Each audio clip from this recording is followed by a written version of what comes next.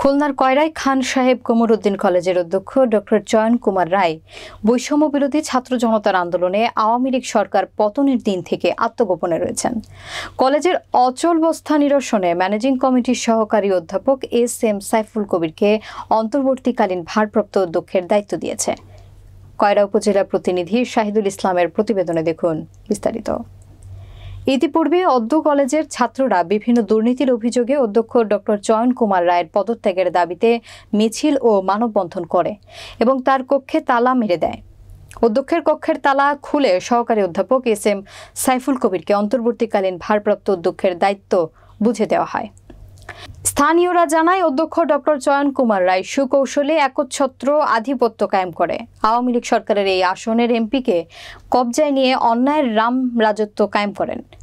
বেপরোয়াভাবে নিয়োগ বাণিজ্য, পরীক্ষার্থীদের ফর্ম ফিল-আপের টাকা জমা না দিয়ে আত্মসাৎ, এফডিআর ভাঙিয়ে কলেজ ফান্ডে জমা না দেয়া, এমনকি কলেজের চতুর্থ শ্রেণীর কর্মচারীদের সমিতি থেকে লোন তুলে তাকে দিতে বাধ্য করেন।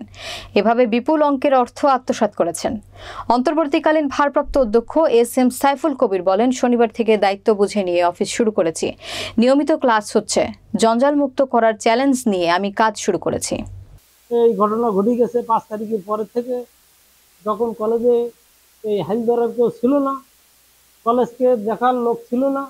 কলেজে যখন এই বিদ্যমান পরিস্থিতিতে 5 তারিখে যখন এই কলেজের অধ্যক্ষ, সাবেক অধ্যক্ষ বা যেই বলি আমরা, যেভাবেই বলি, উনি তো আসলে চলে গিয়েছিলেন কমিটির কাছে বা কোনো টিচারের কাছে বা কাউকে না বলেই উনি চলে গিয়েছিলেন। এরপরে কোনো যোগাযোগ করেননি। ওনার মোবাইল ছিল বন্ধ। ওনার নাম ডক্টর চয়ন কুমার রায়। তারপরে যখন আমাদের এক্স সভাপতি 14 তারিখ পর্যন্ত যে সভাপতি ছিলেন, উনি ওই পরিস্থিতির সময় বাইরে ছিলেন। তার ছেলের একটা কারণে দুবাইতে ছিলেন। ওই দুবাইতে থাকা অবস্থায় যখন দেখলেন দেশের বিদ্যমান পরিস্থিতিতে কলেজ এখন বন্ধ হয়ে গেছে বা প্রিন্সিপাল নেই, এখন কলেজটা চালানোর কি ব্যবস্থা করা যায়, তো ওখান থেকে উনি আমার মোবাইল বার্তায় জানান যে, সাইফুল কবির, তুমি কলেজটাকে টিচারদের সাথে কথা বলে কলেজটাকে অস্থায়ীভাবে অন্তর্বর্তীকালীন ভাবে তুমি চালাতে থাকো। সুন্দর এবং সুশিক্ষার পরিবেশ নিশ্চিত করতে হবে। 2 শিক্ষার্থীদের আইডি পরিচয়পত্র ব্যবস্থা করতে হবে। 3 অত্র কলেজের ছাত্রীদের ইফটিজিং সহ বিভিন্ন ধরনের হেনস্থার শিকার যাতে না হয় তা নিশ্চিত করতে হবে।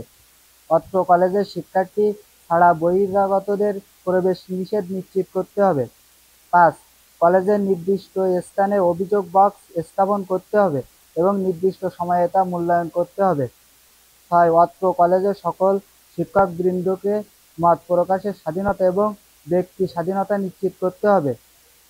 7 অফিসের প্রশাসনিক কাজে কোনো প্রকার ঘুষ বাণিজ্য করা যাবে না তা নিশ্চিত করতে হবে। 8 শ্রেণীকক্ষের পাঠদান নিশ্চিত করতে হবে।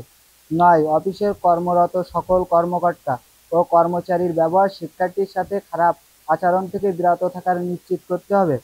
যৌক্তিক দাবি আমি শুনলাম, বুঝলাম, দেখলাম এবং এইগুলো বাস্তবায়ন করা আমাদের জন্য খুব কঠিন কাজ না। আর এইটাই মূলত আমরা এই বিদ্যমান পরিস্থিতিতে এবং গত 5 আগস্টের পর নতুন বাংলাদেশ পাওয়ার পর থেকে আমাদের জন্য খুবই সহজ কাজ। এগুলো আমরা দুর্নীতিমুক্ত এবং শিক্ষাঙ্গনে সুন্দর পরিবেশ